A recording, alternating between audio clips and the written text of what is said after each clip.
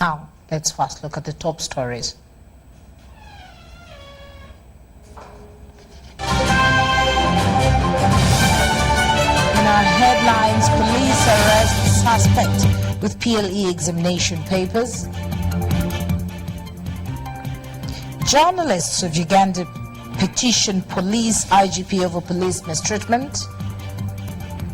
On the international scene, humanitarian aid arrives in Somalia for flood-affected victims. Hoima International Airport steadily shaping up. Work is at 31%.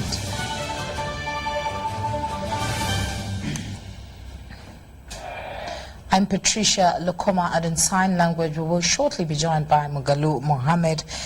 News Tonight starts right now. Inconsistencies have been registered in primary living examinations, ranging from late delivery of examination papers to UNAIB centers and ratification of random codes. But educationists say that the new system of the random codes that replace schools and district names is not familiar to pupils. Pupils in candidate classes have started writing primary living examinations, starting with mathematics and social studies. The 2019 PL is the first of its kind where pupils use the random codes, which replace the name of the school and the district. The codes identifying candidate schools and districts was intended to curb exam malpractice and minimize bias during marking.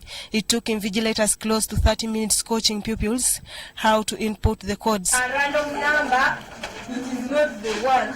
The one for mathematics is different from the one for social studies. So you don't know it. I'm the only one who knows it. And it also took them at least 40 minutes to cross-check and rectify mistakes made by the pupils while inputting the codes. The name of the school and the districts have been eliminated. They introduced certain numbers that these children are supposed to use. So imparting this information into the candidates, it took some time. That is why the ending time has delayed a bit. It delayed trying to train these individuals how to use those random numbers. At Matia Mulumba Primary School, Oasis Valley Primary School, Mutundwe Parents Primary School, there were delays in delivery of exams. Although the first paper was supposed to kick off at 9 a.m. and 2 p.m. respectively, this was not the case at these schools. PLE distribution delayed a bit just because the distributor has a number of schools and roads in our area are not so good.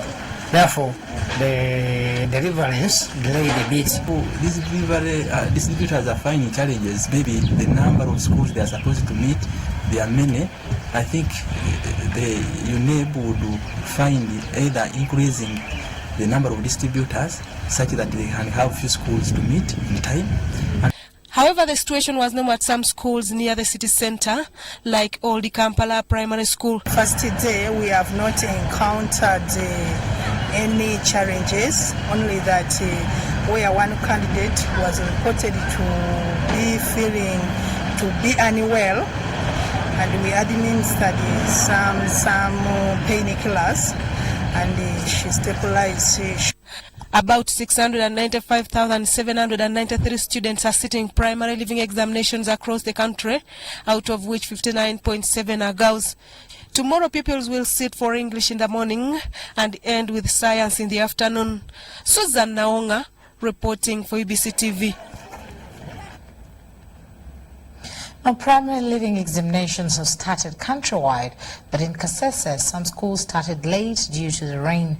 The district inspector of schools in Kasese, Pascal Kikolo, has said that the delay was also caused by distributors traveling long distances in hard-to-reach areas.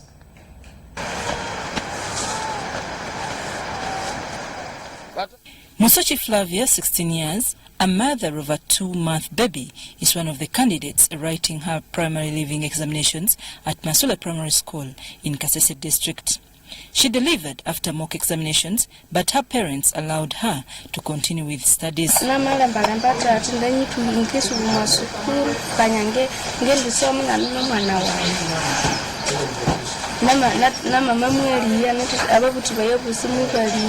amugasuko kwa school bamamba sande bamanyi tuhira namaso. Musoki, breastfeeding mother, is sitting with another pregnant candidate in the school. The Deputy Inspector of Schools in Kasese Municipality, Pascal Kilolo, said that in some places, this year's exams started late. We our papers at around 8:30, 8:40 here. And also had to get border borders take us to the mountain. It was also distance. And after reaching Kilembe, we also had to walk the mountains, up in the mountains.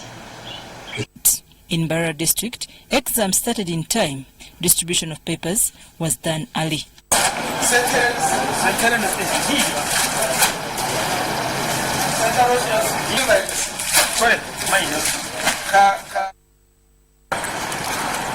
Packages properly, and the escorts have already escorted their papers.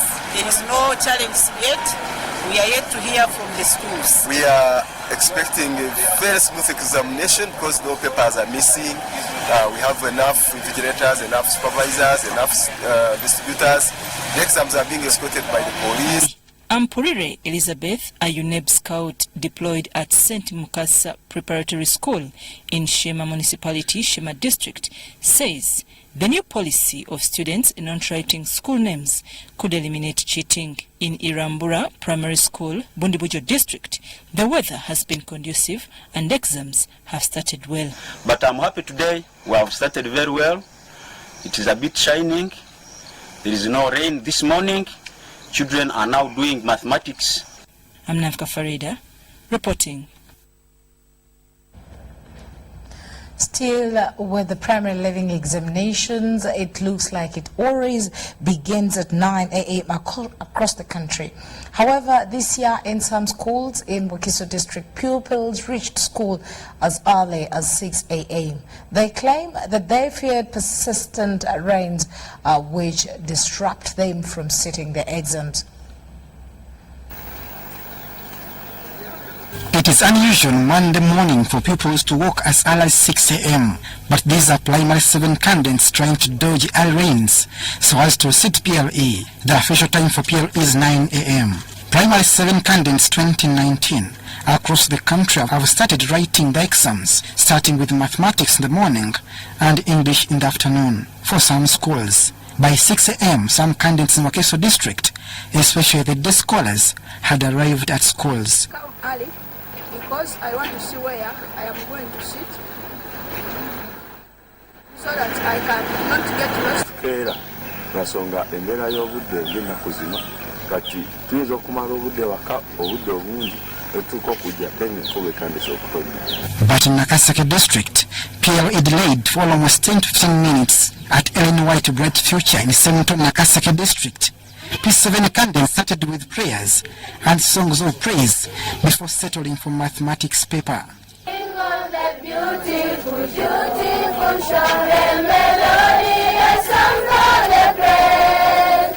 Success and excellence come next year was their hope after a 7-year preparation. I know that God will able to score a 5 for my exams. I'm sure that I'm going to get a good grade. The headmaster, Ellen White Bright Future, Wilberforce Mugisha, said all was done. The candidates must be given chance to prove their worth. We don't have any worry of fear. They are well organized. The teachers have been there in time. They have done what is necessary to them. Fred Kasabante compiled this report. Now, police is holding a suspect in connection with selling SST PLE examinations. UNEB Executive Secretary Dan Odong told the media that the suspect, identified as Ogwal, was nabbed selling SST papers at 11 a.m. in Bugolobi area. Nakar Division primary schools were due to seat SST in the afternoon. Very smooth. Including in the areas which we feared for the rains and the floods. I've been in touch with our people on the ground in Bududa, in Bukwo, in Bulambuli, 3 districts that have been very badly affected by the current rains. Although the rains are still there and the roads are quite slippery, I want to commend the examinations officers who are there. They've done a fantastic job.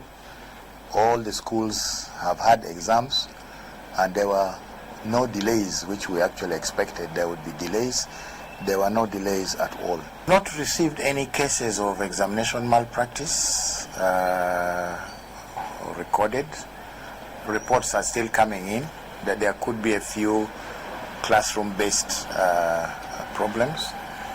However, like you probably already are aware, we've had some fraudsters who have been spreading or sending out papers which they claim to be UNEP papers. This actually even started before the UNEP papers were released from our stores. However, yesterday, late evening, is when social media or these fraudsters started circulating what they claimed were UNEP papers for mathematics and social studies. Unfortunately for them, of course they had made this up and the papers were fake. But many schools, according to the security sources I have, many schools had received this. They had kept children awake at night to go through this, only for the kids to go into the examination deprived of sleep. And in the media fraternity, journalists have delivered a petition to Inspector General of Police after testing police patience as they marched to police headquarters, Nakuru. Uganda Journalist Association President Kaziwe Bashir read the ultimatum before police and Commissioner of Police Political Commissar Hassan Kasinje. AIGP Kasinje promised to present journalists' demand to Inspector General of Police Martin Akoso Chola. As early as 10 a.m., journalists staged at Woman Railway Grounds, arranging to march to police headquarters Nakuru.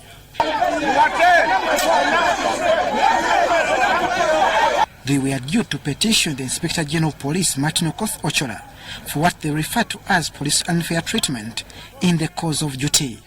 It follows the ongoing Makerere University protest of the 15% tuition increment. Testing peacefully, but police, as we were reaching Electoral Commission, they came and they started brutalizing us, tear gassing us, beating us. We had our petition to present to the IGP and we informed the relevant authorities and we were marching peacefully to go and meet the IGP, and police intercepted and tear gassed everyone and arrested the leadership.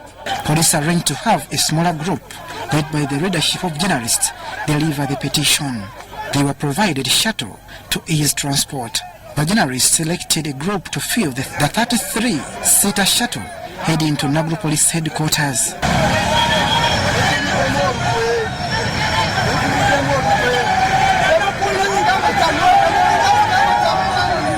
Meanwhile, the remaining groups protested being left behind. This resulted in an engagement with provocative actions sitting the road along Ginger Road to lure police into reaction. Journalists were intercepted in the march to Nakuru.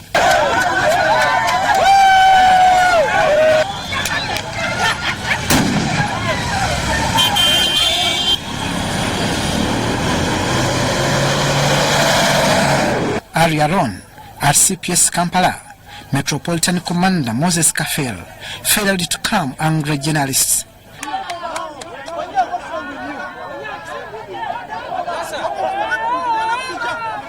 At Nakuru Police Headquarters, only 10 were allowed from the 33-seater bus to the meeting, which caused another scuffle between journalists and police.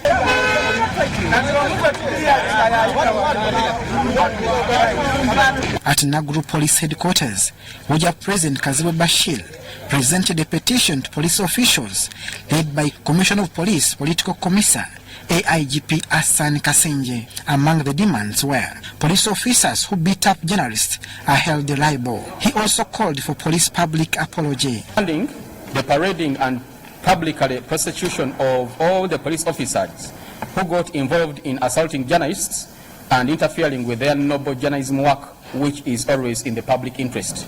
AIGP Hassan Kasenje promised to forward the petition. Reach him. As it is, it will reach him.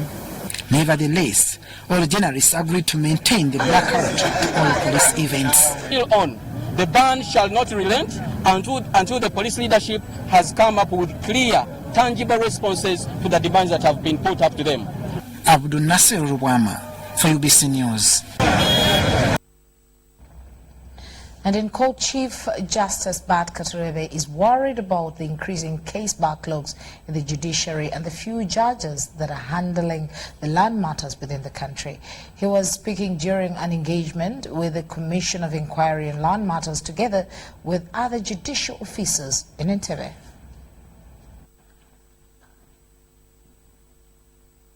There is an ongoing engagement between the Commission of Inquiry on Land Matters and the judiciary. The engagement is on the theme Beyond Land Justice, Accountability and Creative Initiatives at Land Dispute Resolution in Uganda. The Land Inquiry is interacting with judicial officers on managing land issues. Chief Justice Bart Katurebe wants the judiciary to expedite the delivery of land justice and complaints in land adjudication. Evictions are a major concern to all of us because we are dealing with human beings, we are dealing with people. We have to balance that the person with the land, his interests, his rights are also protected, but also the people who are there, the circumstances that brought them there are also studied, and they also get justice accordingly. But it seems land remains a political hot cake and it can never ever be resolved. This generation will think that they have resolved the land question, but subsequent generations will have a totally different way of dealing with land. And I agree with you that there comes a time when the problem of land is no longer a question of a judicial decision, but is a political decision. Professor Lumumba appealed to government to come up with appropriate land laws. Politicization of the land issue has been put up front, with politicians owning land without knowing its location. Politicians that used their position to acquire land, and people owned lands in different parts of the country that they had never seen at all. When you have a permanent land commission, then it always takes stock of how land is being dealt with on a daily basis, and therefore precludes a situation where there are these allotments. Compulsory acquisition of land by government has been recommended by the land experts. How do you deal with the question of land which was taken during the colonial period? I hold the view that the government must use its radical power to compulsorily acquire that land. Moneylenders were also cited in land disputes as they get land as security, and when clients default on loans, court declares and they lose the land. He appealed to the judiciary to handle land cases amicably. Justice Catherine Bamgemereire cited corruption as a political issue. But we must also think of corruption in this sense as judicial officers as one of those exogenous issues we need to deal with. And I personally touch the issue of corruption because it is something we have encountered. She highlighted challenges the Commission encounters in executing its mandate. We've encountered double titling, things you'll find in your cases in court where two people have the same title, or even three. We've encountered issues of gender. We've encountered issues of vulnerability. We've encountered under Section 29 issues of overlapping rights on land. What do you do with a bona fide occupier? What do you do with a lawful occupant? What do you do with a kibanja owner? Sudat Kaye, UBC. Professor Lumumba there expressing, his grievances upon the issue of case backlogs. Now, Detective AIP Ebwang Dickens in the mobile money case where two ladies were killed in Zana has testified how he found the co-accused PVT Annie Chan Bob with two guns at his home during his arrest in Masanafo.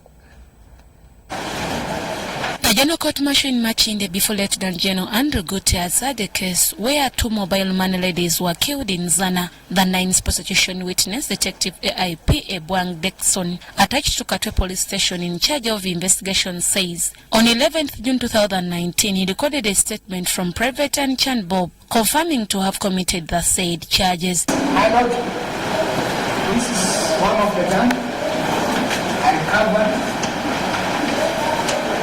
One statement claims that he was for Mangus Dennis. During the arrest of Private Anchan Bob in Masana 4, 2 guns, 32 cartridge, 3 magazines, a black body hammer and some number plates were found under his possession. However, this was objected by the Defense Counsel. My lord, these are the bullets I recovered in one of the magazines and the gun which I recovered in the house of the 2 accused persons.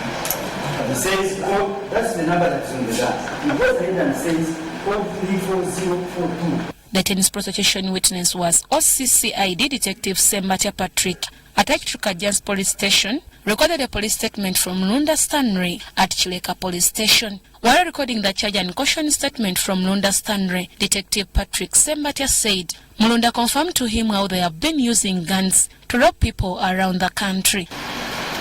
Mangusho Dennis, Bob and Chan, Isa and Kasaga.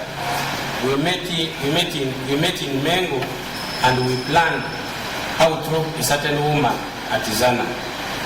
Immediately, I took them and showed them the mobile money shop, and I went back to Mengo, Nkoko, Kampala to wait for them. Detective Sembatia says on 10th June 2019, Mulunda Stanley told him how they came in touch with other co-accused to rob mobile money ladies in Zana over 6 million shillings and killed them using a gun they bought from Congo. At around $2,300, Wangusho, Bob, Isa and Kasaga found me at Mengo, Nkoko, Kampala, and they told me they had executed the mission and they had robbed 6.8 million. But they told me they had shot 2 people. The people who had guns were Wangusho and Bob, and they are the ones who shot the deceased. Detective Sembatia says Mulunda confirmed to him after this deal. However, they were arrested by CMY around Mengo. Court has adjourned the case to November 14th. The 4 accused persons still remanded to Ruzula Maximum Prisons. I'm Nemamode Deborah, UBC. Thank you, Deborah. Now, Buganda Road Court Magistrate Robert Mukanza has granted a non-cash bail of $3 million to 4 accused persons who are alleged to have engaged in exam malpractice last month. Through their lawyers, led by Chozera Samuel, the accused persons presented each 2 sureties and requested court to allow them exercise their constitutional right of releasing them on bail, which was granted by the presiding magistrate Robert Mukanza. Now, the 4 accused persons include Kuliko Daniel, Ochen Ireng, and John Busulwa, Joseph, and Tigawalana Elliot. Earlier this last month, Grade 1 Magistrate Robert Mukanza charged the 4 accused persons with 4 counts of exam malpractice, among others, and according to the prosecution, for the 4 are said to have participated in stealing exams for primary leaving examinations and, again, senior 4 examinations.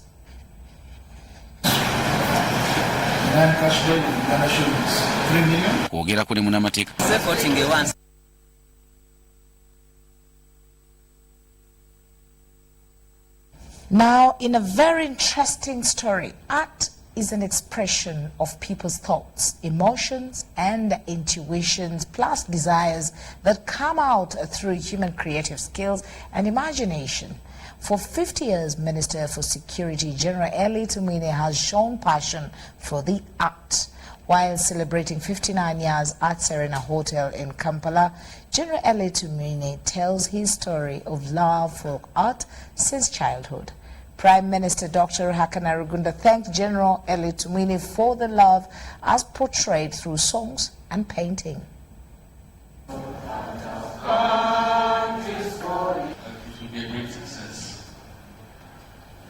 So welcome again, everyone. I first saw art in my mother's heart. The Waipa Wanyankole hat, their patterns which they put in their hats in black and white, made of ashes, black ash and white ash and G. But when we reached senior 4, he advised me that I see you are doing art very well. I suggest that you put your choice to St. Henry's College Tofu in Masaka.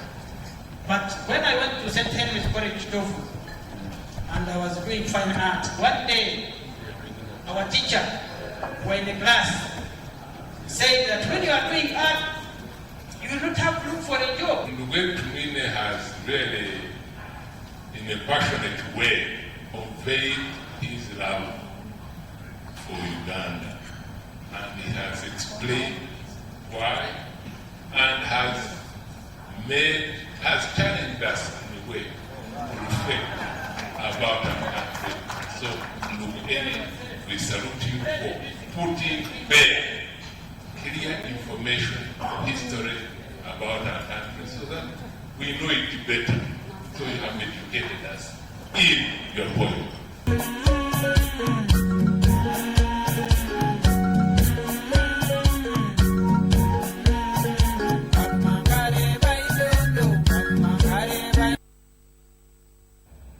Now, that is something very interesting to know about General Eli Tumwine, something that some of us didn't know about. Now, moving ahead to Kasana, learners who in vacation need to focus on the future in order to resist temptations that could befall them during holidays. East Buganda Muslim Regional Qari Sheikh Mustafa Lule, who has been chief guest at the mentorship seminar for the Kasana Umea Primary School, urged parents to take charge of homes. To be patient with their parents, to engage in home activities, and I call upon parents to support their children, to train them, most especially in handicrafts. Engage them in home activities. At least abazadde kutaga babereni abawala bateke abana abawala abo kubundi ku short courses like vocational courses like charani watu bakume abana abo ku short courses. Now over to Hoima. Contractors on Kavala International Airport in Hoima have reported 31% progress. After its completion, which will be in 2021, Kavala will be Uganda's second international airport after Entebbe. It is also expected to facilitate the oil refinery, tourism and agriculture, as we hear more.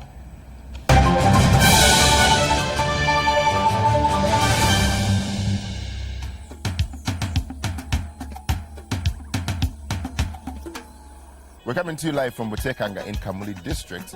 In the sub-county where I come from, where my leadership is being practiced, money is really a big problem that is hindering women to join leadership.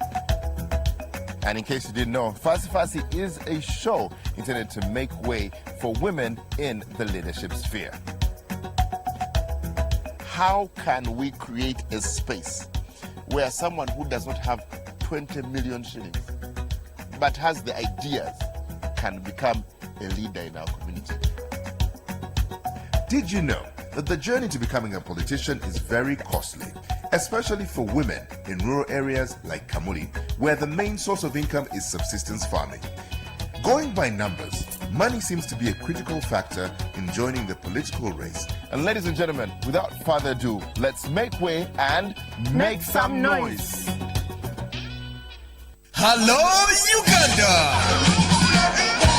We introduce to you the first and ever My Right to Play Christmas Kids Festival 2019. Let the kids feel the Christmas Eve on the 21st of December at the Legend Sports Ground in Lugogo. Entrance is 10,000 shillings only and parents free. Bring your child and have an opportunity to play, sing, dance and discover their talents. Mujje tuyingira amazaalibwa nga abato basanyusa bato bannaabwe. Muleete abaana bammwe banyumirwe, banywe, bazanye.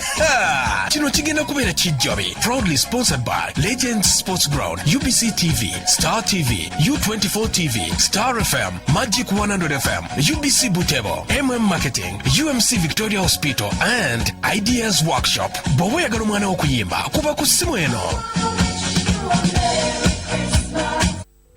The Lands, Housing and Urban Development Sector will hold the third Joint Sector Review meeting on 6th and 7th November 2019. The Joint Sector Review meeting will review the performance of the sector and identify strategies to guide sector planning processes under the theme Industrialization and Job Creation through Planned Land Use and Land Tenure Security. The meeting will take place at the Conference Center, Office of the President, Kampala, and will be attended by representatives of government ministries, departments and agencies, members of the Parliament, local governments, development partners, civil society organizations, and the private sector. Attendance is strictly by invitation, with support from the government of Uganda and other partners.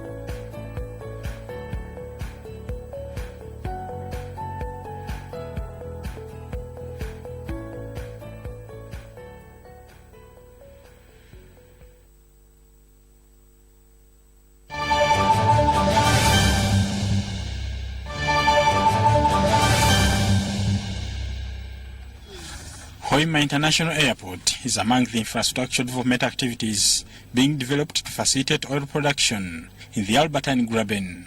Construction commenced on 18th April 2018 under Solel Bonnet International Holdings, SBI Uganda Limited, and Israel's leading infrastructure and real estate company. The airport is currently at 31% completion. And the completion date is expected to be 18th April 2022, but there's an expectation of extra works which can call for an extra period, say like of 8 months. So to be genuine, the project is ending around 2023. Upon completion, the shillings 1.1 trillion project, partly funded by the United Kingdom Export Finance and the government of Uganda, will have an aircraft parking apron on an 81,500 square meter space.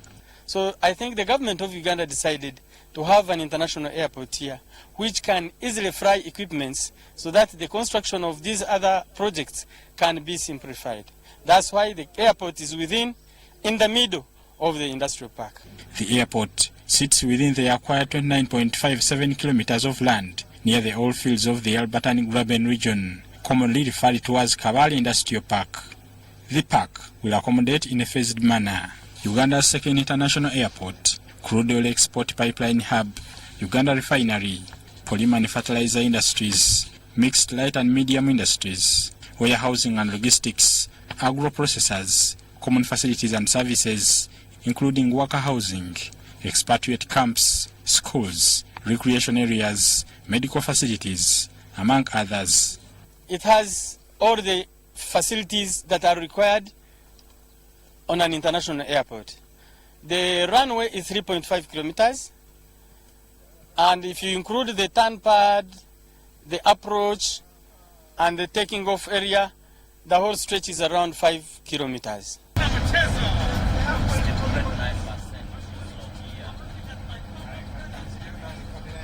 Oil roads in the region have been upgraded to ease transportation of materials. The Executive Director, Uganda Media Center, Fono Pondo, urged Ugandans to utilize the oil opportunity. Can you make bricks? Can you make stones? Can you mine stones? Can you mine sand? Do you have trees that you can cut timber from to do the construction? Can you produce food? Because all these people majority of these people are Ugandans, so they eat local Ugandan food. Let us not wait for the liter of oil to start dropping. This is the time to start getting the benefit of this industry. Uganda's commercial oil production will start in 2023 after major international firms, Total, Tala and Sinok, make final investment decision.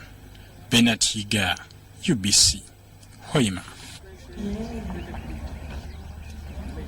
Well, thank you very much there, Bernard Iga. And of course, we can call this a new milestone for Uganda and the economy in particular.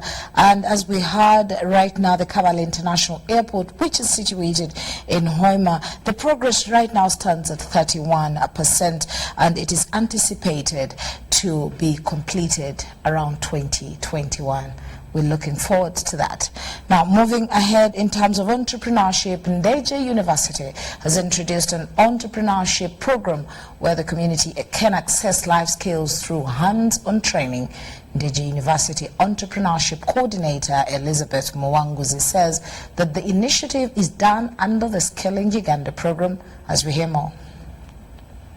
Higher institutions of learning have introduced programs that empower the community to create employment. Ndejje University Entrepreneurship Program Coordinator Elizabeth Muwanguzi says students can also become entrepreneurs through self-employment. For us, we provide competent-based education, where a student is graduated here from Ndejje University at 360 degrees. He has the paper, he has the skill, and not only one skill, because every year, like today, you have seen the bread. The students are having bread, and we have never had this project. Every year, we are looking out there and say, what is selling more? What can students begin with the minimum capital, and then they become large?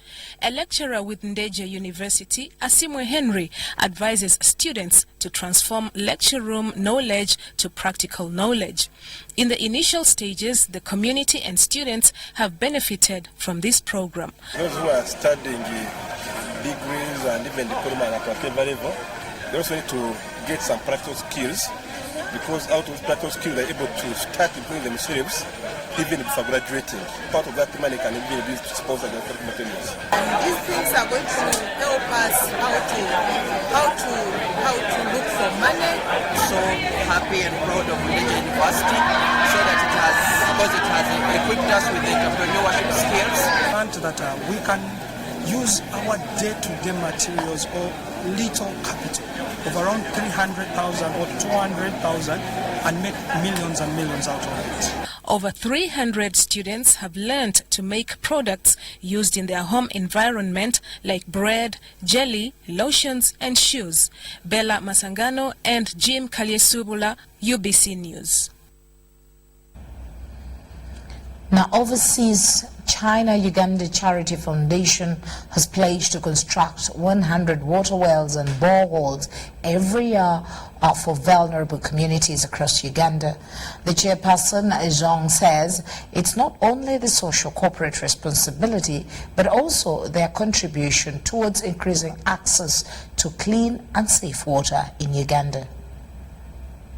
You only need to travel for about 50 kilometers from Uganda's capital, Kampala, to Kaolo sub-county, Kasokoso village in Buikwe district, and see Kisese stream for you to realize how there is a huge need for access to safe and clean water in the country.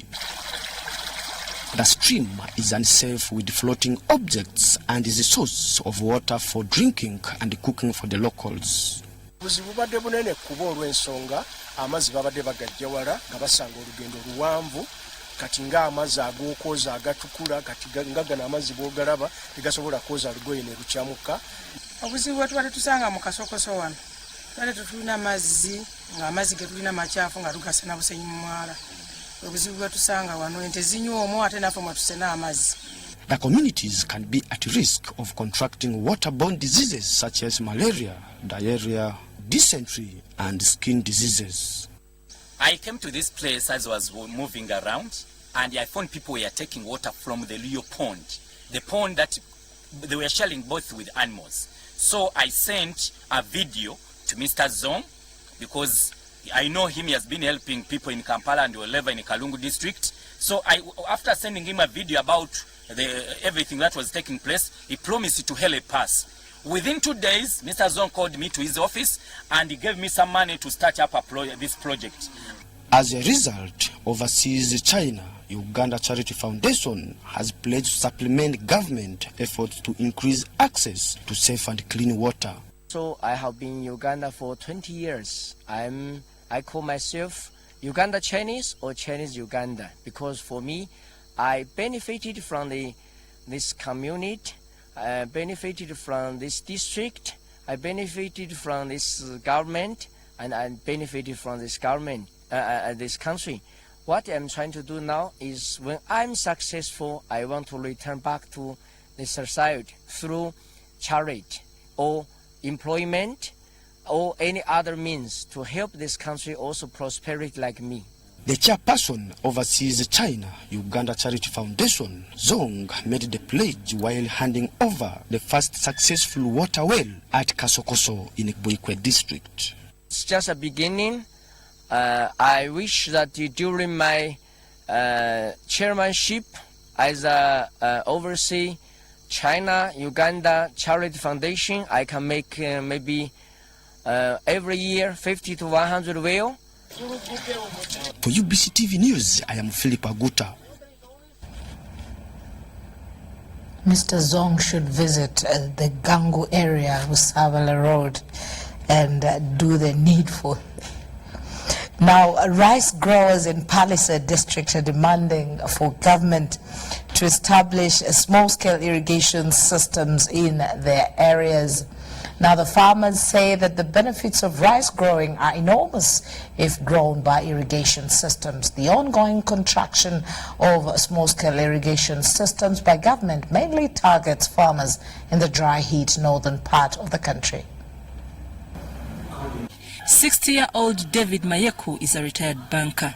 Not to become a burden to the community or the relatives, retired but not tired, Mayeku ventured into commercial rice growing scheme in Palliser district. When we sat back, especially during our open discussions at Kampala Club in the cloakroom with my colleagues, we saw that the middle class people within Kampala actually have a need which is not fully met, especially around a food like rice. After harvest, he transports the rice to his factory in Kampala for value addition so as to sell and get a fairly better price. To ensure large and constant supply, he also empowers the community in Palliser to grow rice in large scales using modern methods. We bought tarpaulins for the community so that they can actually dry their rice from. That's part of the money that we use from the NSSF. And the other point that we did, or the act that we did, is we chose to give them standard seeds. Mayeku adds that the rice growing and processing project was possible with his NSSF savings. The NSSF has made me what I am. That's what I would say. Partly, that's what it means. We say perhaps 50% of what I am. Because my former employer, well, we cut relations, so there's nothing coming from there. So like you have your journalist guy saying, my friend, I'm stopping you here. So he stops me there, and then now NSSF gets hold of me, say, okay, I will take you along. His challenge, he says, is the impact of climate change that can be overcome by use of irrigation schemes. Now I'm talking of climate change because now in 2018, 2019, this time long, again same acreage, what's happening? You're not having those floods to take the rice, but actually we had a long dry spell. I'm Nafka Farida and Aguta Philip reporting.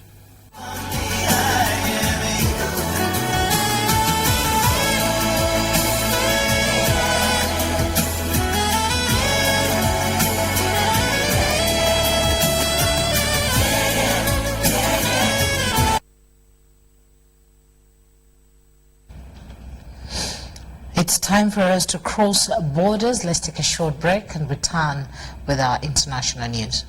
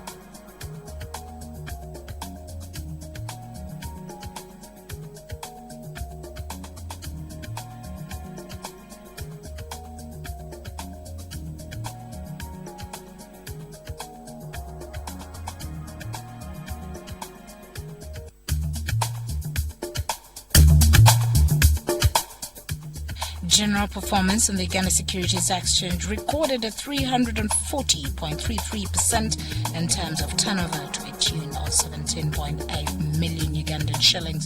The local share index.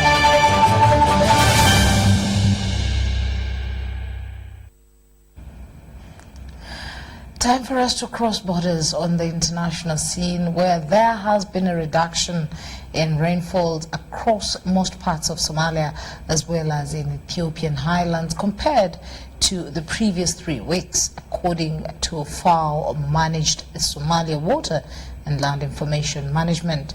The humanitarian aid starts arriving for Somalian flood-affected victims, as we hear more from our CGTN partners. This is one of 3 boats operated by volunteers to assist victims of deadly floods in the central Somali town of Beledweyne. Hundreds of houses in 3 densely populated neighborhoods of Beledweyne have been submerged by flood waters. Trapped residents have sought safety on rooftops as they await help from local authorities and well-wishers. Deadly floods in the region have displaced more than 250,000 people. Aid agencies warn that the displaced persons, particularly children, mothers and the elderly, are now facing serious hunger, health and protection risks in an area already receiving little to no humanitarian assistance due to increased insecurity and conflict. Flooding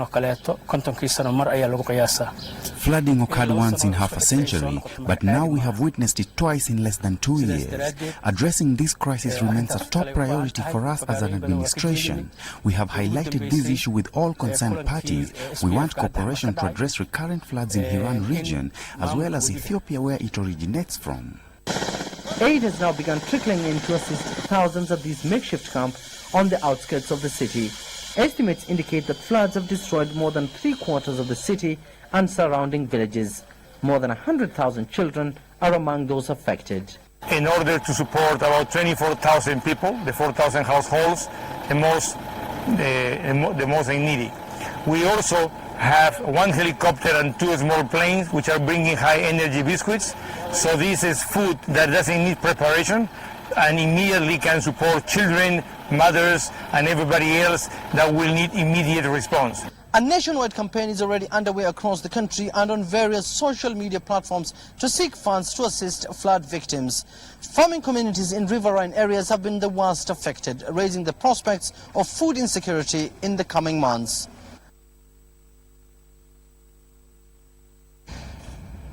In Angola, Parliament has suspended a daughter of the former President José Eduardo dos Santos for unjust enrichment. Again, let's hear more from our CGTN partners. O último ponto da agenda da plenária desta terça-feira foi reservado à análise de processos disciplinares em curso na Assembleia Nacional. E nisso, os deputados do MPLA e da UNITA votaram a favor do projeto de resolução que determina a perda de mandato da deputada Velvítia dos Santos do MPLA. A Casa CE, o PRS e a FNLA abstiveram-se. O projeto de resolução foi aprovado. Foi aprovado. A perda de mandato não está suspensa. A suspensão, talvez a gente votasse a favor, uma suspensão para depois de se ultrapassar essas situações, pudesse ela retomar as suas posições, depois da estabilidade político-econômica. Mas, como tratou-se, portanto, de seu afastamento definitivo, é que nós não alinhamos. Now, the Indian capital, Delhi, has launched a car rationing system as it battles hazardous levels of pollution. Officials said that the private cars with even and the odd number plates will be allowed on roads only or to alternate days from the 4th to 15th of November. The system was introduced in 2016 and 2017 as well, but it's not clear if it is actually helping bringing down the pollution levels.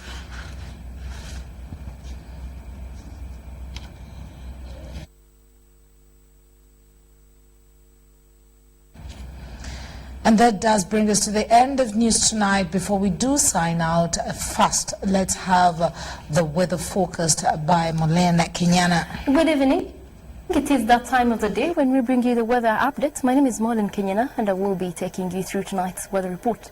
Well, we still have a continuation in wet weather activities across much of the country, and we're likely to have a slight reduction by tomorrow, but we shall see that in our forecast, which will come in just a bit. First, we look at our 24-hour report. Well, according to the available data, we had Tororo reporting the highest amount of rainfall, which was 30.8. We also had a total of 5 across Kabale.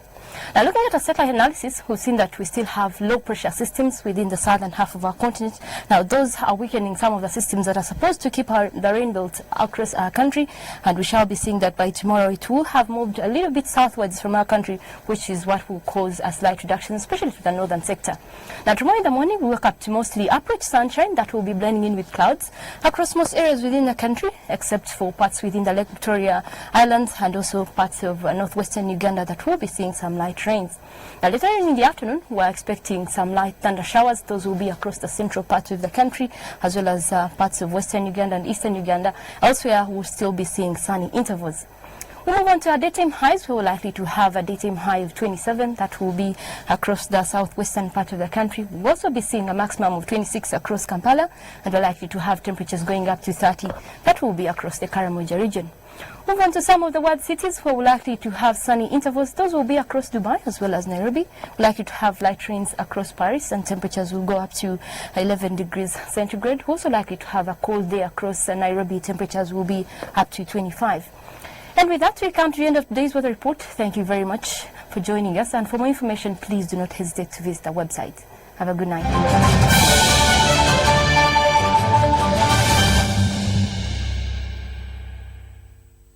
Let's have the track up on our top stories. In news tonight, police arrests suspect with PLE examination papers.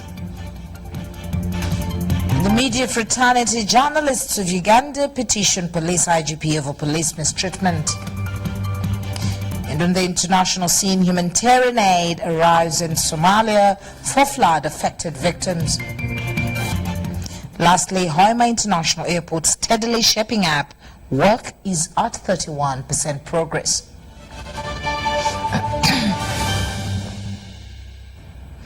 I'm Patricia Lokoma. Mgalu Mohammed has been on sign language, and Margaret Kabagwere is as well on camera and managing the whole studio. Thank you so much for choosing us. From the entire news team, it's a good night, but UBC continues.